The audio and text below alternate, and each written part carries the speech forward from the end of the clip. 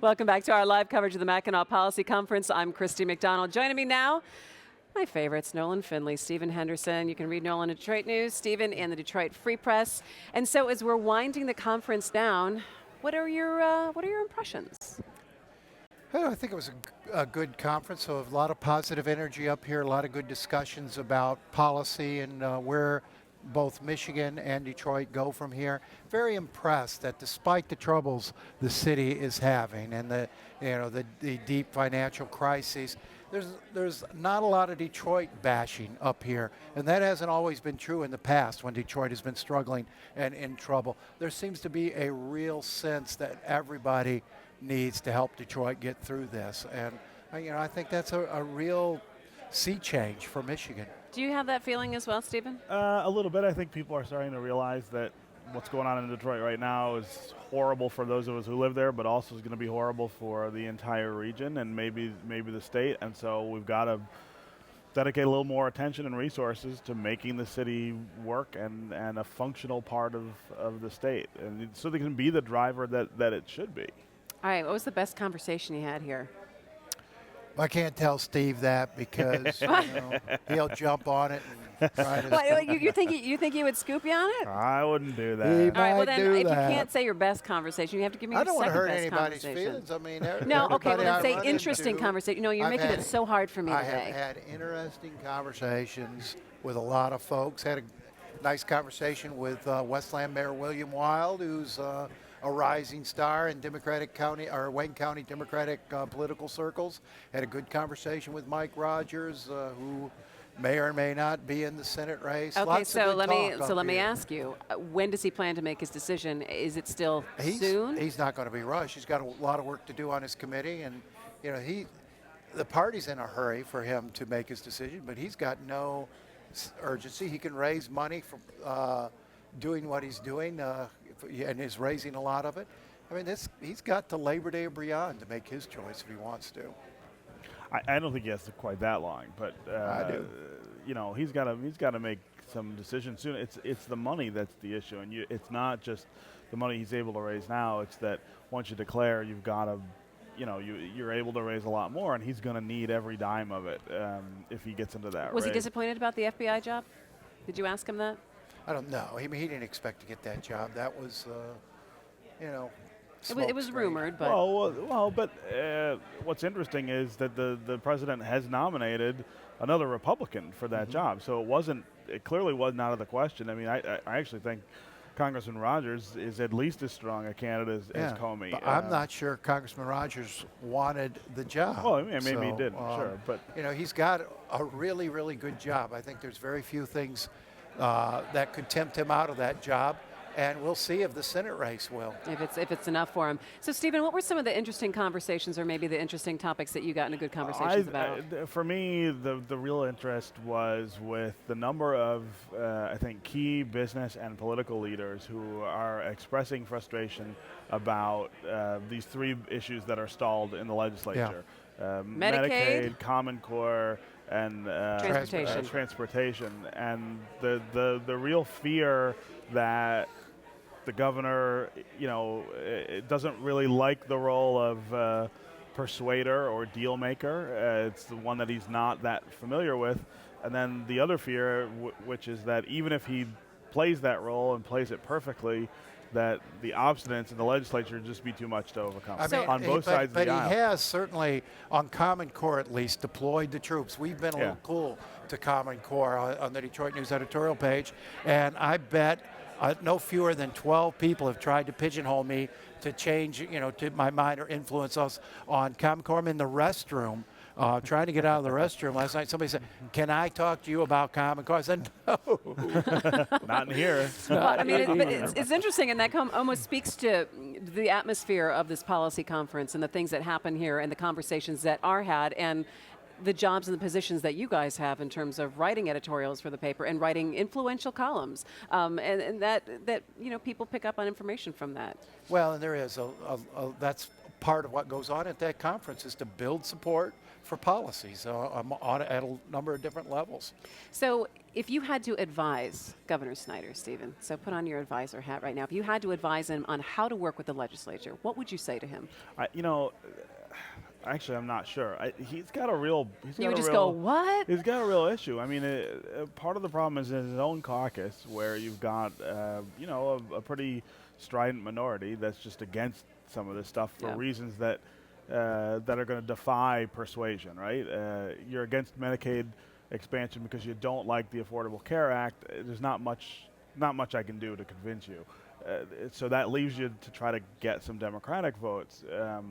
Are they going to be willing to work with him in the aftermath? Right now, the Democrats are digging in too. It's not just that they're mad about right to work. I think there's some other things that they might want, and it's a question of making those deals. It is much more difficult. Someone on the governor's staff was telling me this week about how much more difficult that has been than they anticipated on these issues. But they did meet. The legislative leaders did meet with the governor and lieutenant governor on transportation, for example. Tim Greimel told me that they moved in a positive direction. He raised the chances of a deal to 50-50, which wasn't the case before they arrived on the line. They've got good leadership in the House, at least on the Democratic side, that will be willing to put that, let's destroy Snyder at all cost attitude aside to get deals on these key issues. I think he can bring in enough Republicans there are also a number of Republicans who want these things settled. I think in the House, at least, he can get a deal. It's whether Gretchen Whitmer will show any leadership at last in the Senate beyond just saying no to every dang thing. All right. Well, obviously, but you don't need Democratic votes in the Senate. You don't, but you do if you don't have all your Republican votes. That's so. And what his challenge is now to build a coalition, because he's not going to get it passed just with Republican votes. All right. Let's talk a little bit about the city of Detroit. We touched a little bit on it last night. You guys moderated the debate between the 4 mayoral candidates for the city. So let's go ahead. Last night we won the debate. You actually won the debate. Now, why would you say that? I'm voting for Steve. I'm voting for vote for Steve. I got my T-shirt. Did you feel that you did not get the answers that you were looking for? Oh, I don't think we got a lot of answers to the questions. Why not? I think I blame the moderator. Well, we did our best.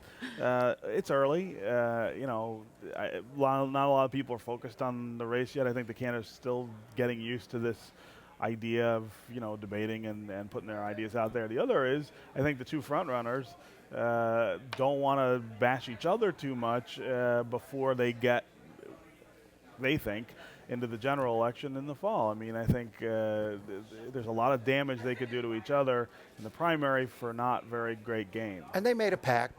Duggan and Napoleon made a pact going in before the debate that they would not attack each other, which makes for a pretty dull debate unless you have outstanding moderators.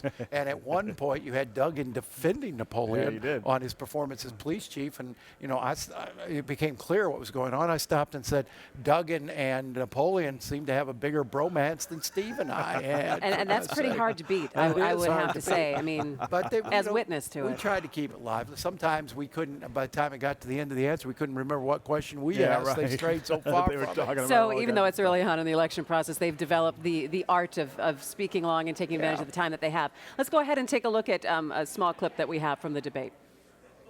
Number one, before you go selling off assets are something that puts money into your pocket. But you have to deal with the deficit that's running in the general fund. You do that by allocating costs over to the program funds, pulling down federal dollars. So the less money I have running through my general fund, the less of a deficit I have. That's what we've done for a long time. Your assumption is that you're going to get the federal dollars. The problem is the federal government is in just as much trouble. You cannot proceed with as a if something's not going debt. to happen. I'm proceeding as if it is so. When you pull up in Washington, D.C. and try to come back with a bag of money, it's not going to happen. Our problem is we have not demonstrated the ability to manage. Therefore, no one will entrust you to give you more money to mismanage. Well, with Lisa House in the office as mayor, it will be a new day. Okay. It will be new direction in the city of Detroit. Benny, you said yes, they should be on the table. Well, I mean, if in fact we're looking at Belle Isle and the water department, why would we leave the DIA out? Fair enough. Mike? And I don't believe, And I have not seen anything to make me believe that should be talking about selling Belle Isle, the water department, or the art. Right. And let me come back to Fred's point, because it was not correct. When he said if you don't have $15 billion, you're out of luck. That's not true. That's not what I said. That's like saying you have to pay your mortgage tomorrow. If you go through Kevin Orr's report and all the finances, our situation is basically this. We're taking in $1.1 billion a year in revenue, and we're spending $1.3 billion. That's a problem, and it's gotten us here. But it's not an unsolvable problem. You should have tried walking into DMC in January of 2004 when they said to me in 4 months we're going to be out of cash and all the hospitals are going to be closed. What we have to do is manage that $200 million issue. We can take a chunk by negotiating retiree health. We're missing all kinds of income tax collections from people who live in the city and work at jobs in the suburbs. And we're managing things just senselessly. The fire department's spending more than $200 million a year, and the firefighters tell me 70% of the runs they make are to fires in vacant buildings. We won't deal with the vacant building issue, but we'll spend better than $200 million a year running firefighters out to put out the fires, not to mention the lives we're risking in doing this. Talking about the DIA and the money spent there, interesting that Sheriff Benny Napoleon said, you know what, if Belle Isle is on if that's up for grabs, maybe the DIA should be as well. And then it ended with Mike Duggan talking a little bit about his financial, I guess I would say, prowess and the fact that he could help the financial problems in the city of Detroit. He told me yesterday that he thinks that when he wins, he can convince the governor to let Kevin Orr go and to let him continue to fix the finances. Dope if he believes that. I mean, that's not going to happen. Kevin Orr will be by that time, very deep in a process of restructuring the city's finance, maybe very deep in the process of bankruptcy by that time. They're not going to say, oh, well, gosh, Mike Duggan's here. We can just all go home and let him do the job. Mike's going to sit on the same bench that anybody else who wins mayor or council is going to be sitting on until Kevin Orr gets this job done in 18 months or perhaps a little longer. Okay, so you've talked about that, how, basically they're not really going to have a job. But Stephen, you've talked about how you do want to hear a plan from them, that when they do take office, that they've got to have at least some kind of plan. Did you hear that last night? Not really. I mean, I think they were not committed to truly answering the questions. They were committed to not saying anything that would hurt them, or don't make any major mistakes.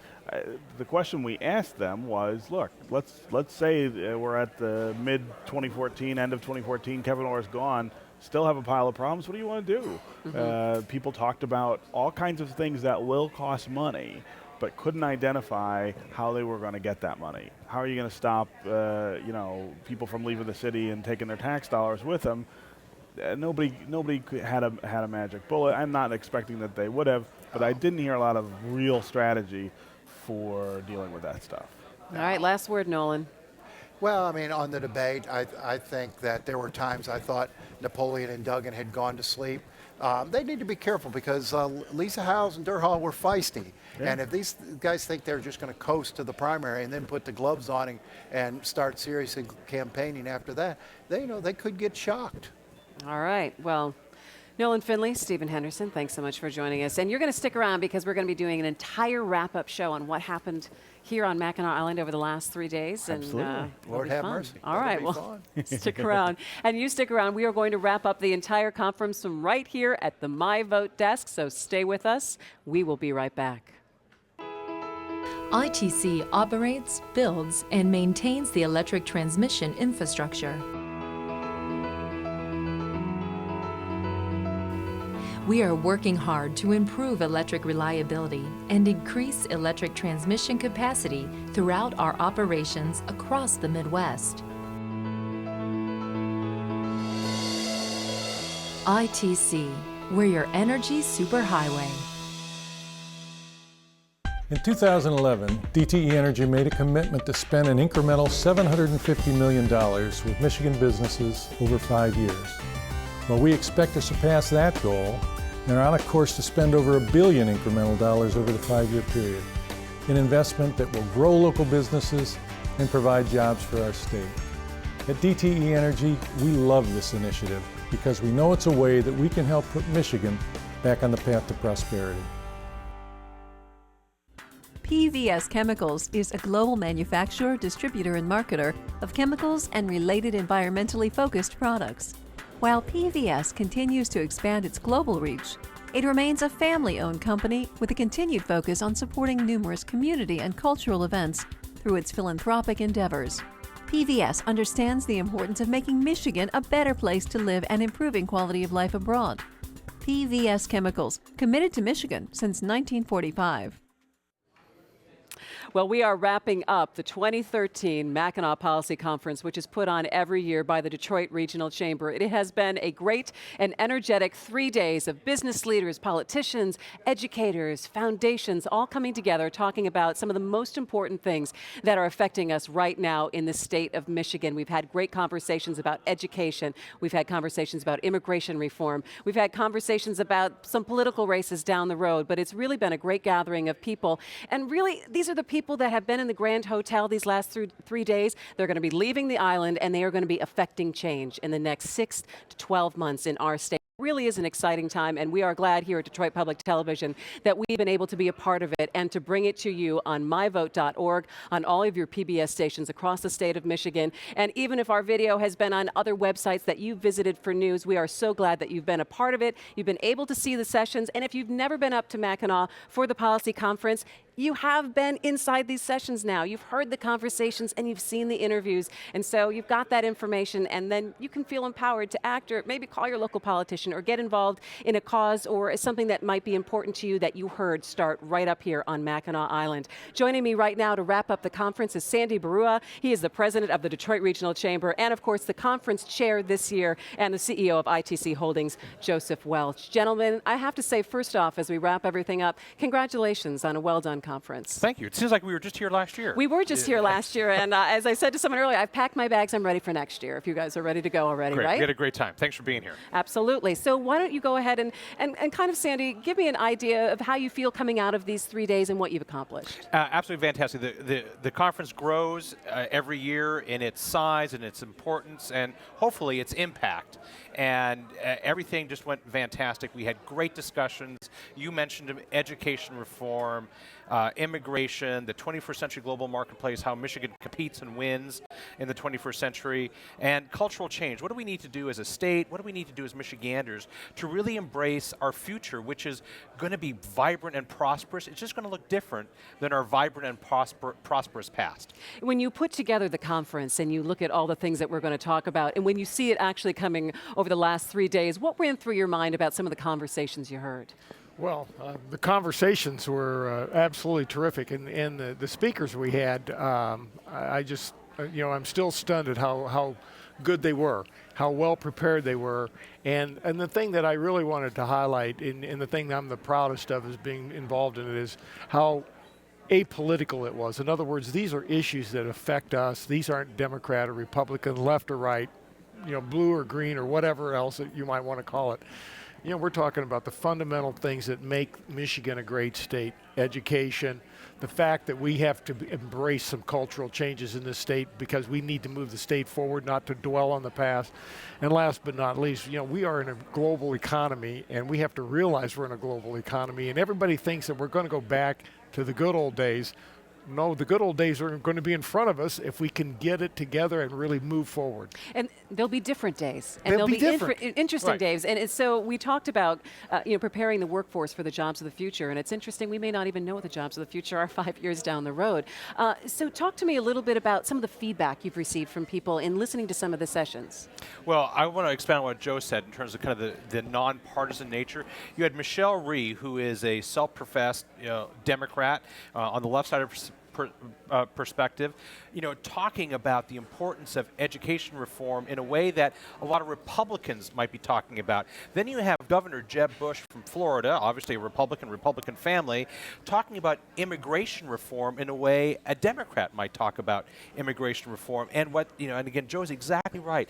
It is, all these issues are really not Democrat, Republican, conservative, or liberal issues. There are American issues. There are Michigan issues. It's only when we make them political, do they really become political with a small p? And that's when we end up with the problem that we can't get things done. Right. I think it's very interesting you made the comment about Michelle Rhee and education. I think the bottom line is everyone wants their child to succeed. You're not going to find an argument about that at all. It's now, do you take those tools when you leave the island here?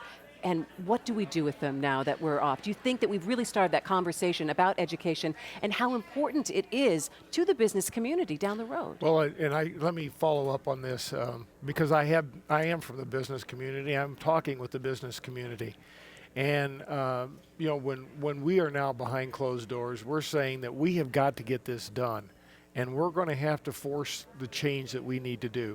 And you know, and candidly, you know, the political rancor that continues to go on a lot of these issues, and I'll use immigration reform rather than education, it's senseless.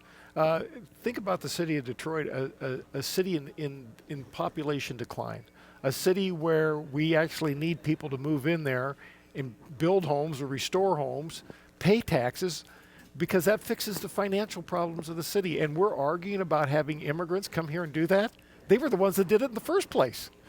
I mean, to me, you know, the governor used a couple statements when he was talking about that. And he goes, well, it's just dumb. And it's just dumb. We're arguing over, we're making political things that should never have been a political thing in the first place. I don't get it. And I think the business community is tired of it. And it's time that the business community starts to really come together. And I would say, you know, when you've got like a 75% majority of the business community, and you know, the business community is not Democrat or Republican, there's a lot of split there. And you say, we've got to go after this in the political sense and make this happen because it's so vitally important to the future of our state. I think what was interesting about talking to a lot of the business leaders who stopped by our desk here about the city of Detroit, which was a little bit on the agenda in some places, about how passionate they feel about making sure that the city succeeds. I think even going beyond good business, that there is a personal passion about the area and looking in Southeast Michigan and making sure that Detroit succeeds, because if it does not, the entire state is in jeopardy. That's exactly right. And you know, we have done a great job, I think, of working together as a state. Business organizations, nonprofit organizations, other leaders coming together for the common good. Because I think we now realize, and if there's any silver lining to the credit crisis of 2008, 2009, is that we realize that we are as attached to Grand Rapids as Detroiters, as Grand Rapids is attached to us, or Traverse City, or Lansing, or the UP, that we'll either rise together or we'll fall together. And for far too long, Michigan has had kind of a zero-sum game mentality. If you win on the west side of the state, we lose on the east side of the state. Now I think we realize that we're really all in this together. And we had a great meeting of CEOs from all across the state, private meeting, and we said it's time to stop talking about the east part of the state meeting the west part of the state. Let's just say we're all in this for Michigan. And you can say that, Joseph, but sometimes it's hard to act on that. What are you seeing now from the group of CEOs? Well, I think the thing that I see, and why, again, going back to one of the pillars of the conference is cultural change. I think we're seeing the cultural change. People realize that, I hate to use it in these terms, but the enemy's not here, the enemy's out there.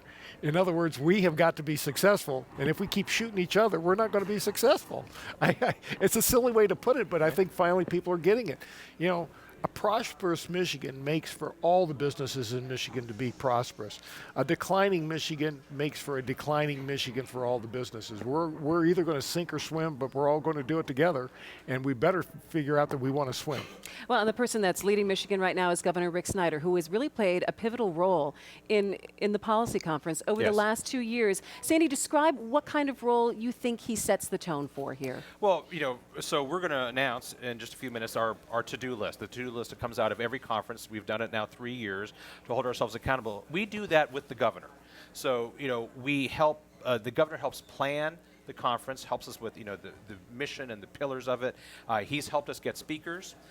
He is engaged in the panels that get created. He's obviously a participant here. I mean, he had, I think, 3 or 4 different stage appearances, if you will. He uses as a platform for major announcements. He made 2 major announcements during this conference. And, he was kind enough just a little while ago to work with Joe and I on the to-do list. Would you like to launch into the to-do list right now? I mean, Well, that's funny you something should that, ask. funny you should ask. I happen to have a to-do list right in front of me, and because I don't have my glasses, I'm going to have you go ahead and take a look. So the first one, Christy, is that we want to convene the business leaders and the community colleges, the community college leaders, to better link the talent needs of employers, companies like Joe, to the curriculum in community colleges. We heard a lot at this conference about the skills gap, that employers are demanding skills that they're not finding in the Michigan marketplace. We have a lot of unemployed people still in Michigan, but we have almost 60,000 unfilled jobs in Michigan. That shouldn't exist. So what can the community colleges do better to better align their curriculum with the needs of business today and tomorrow? So we want to convene that group. Okay, that looks good. What do we have next on the list? Joe, why don't you read the next one? Well, it just says expand the successful lessons learned trips to U.S. cities, Pittsburgh, Washington, D.C., that can help inform the ongoing renaissance in Michigan and major urban areas. I mean, we've been out. The chamber's gone out. We've sent delegations to go and look at other cities and said, we're not the first one to go through these kind of hard times, and we're probably not going to be the last one, but we want to make this the last time we go through it. And look, what lessons have you people learned? What can we avoid? You can almost hear it, and as people talk about, everyone has ideas of how to fix Detroit, and there's a lot of good ones out there. But the fact of the matter is, let's go find from other people, did you try this or did you try that? Well, I don't want to go down the blind path. Right. Tell me where you had a misstep, and maybe we can learn from that. Again, because you think about that, it's such a simple concept, but sometimes in the thinking of trying to get everything done, you think, we should ask them what they did. And it's a great way to look at it. We don't have to recreate the wheel. Exactly. Go ahead. What do we have next? Joe, why don't you do the next one, because I know it's a real passion of yours. Well, this one here is truly a passion, and as we're going to try to make it so that we're really good, but expand upon the cyber security lessons learned by the MPC by developing and executing efforts that can help inform business communities of the 21st century cyber threats. Talk to us about that. Well, look, right there on your desk is this nice computer sitting here, and we all have them, and we're all using them, but they have taken such a huge portion of our business world. Talking with the people that are running the healthcare business, we've got all these computerized records running around out here. We have hackers out here, and they're doing it every day, and we're very nonchalant about it. We hear about somebody, stealing a credit card number. You've got an iPad, and we put that app on there so I can put my credit card on it. Somebody walks down the street, they can read it. For other nations. Other nations, and look, I mean, we have to get real and understand that, first the hackers were just, in my terms, geeks playing games, trying to mess with you. Just to see what they can do. Just to mess with you. Now we have terrorist attacks doing it. So let's talk about hospital records. They hack in, they get all your medical records, and all of a sudden, instead of your treatment being for a heart condition, you get treated for diabetes. All right, so you'll take a look at that. What's next on our list as we wrap up? So we want to coalesce the regional business community to support comprehensive immigration reform, and we also want to help support a pilot program in Michigan that would help bring immigrants to Michigan. We always think of the immigration reform debate as a national debate, but it impacts Michigan. As Joe said, we can't be a growing economy unless we're growing in population. And the immigrants helped drive this economy. When it grew to the state that it did, we need to get them back. All right, and second to last one? Promote the Detroit region as a growing and vibrant IT and entrepreneurial hub. We know, those of us who live in Southeast Michigan know all of the IT and entrepreneurial activity that is just booming in Southeast Michigan, especially in downtown Detroit. The rest of the world doesn't know that. We need to promote that better to send a different message that we're not just a manufacturing hub, which we are, and it's great, that's fantastic, but we're also an IT entrepreneurial hub. And we can grow from there. And last point? And the last point, commit to celebrating the entrepreneurial spirit, its success and failures at the 2014 Michigan Public Policy Conference. It's been a long 3 days. It's been a long week of talking. We have to go. Last quick thought. Any last announcement? It has been absolutely fantastic. Hopefully in the next 3 months, we'll have a great announcement for one of our keynote speakers for next year. Joseph Welch, Sandy Baruah, congratulations and thanks again for having us for another year at the Mackinac Policy Conference. Thanks for my vote Thank being you. here. All right, and thanks to all of you for watching us this entire week. We so appreciate it. And the biggest thanks of all goes to my crew at Detroit Public Television. They have done a fantastic job. Thanks, guys. We will see you next year from Mackinac Island.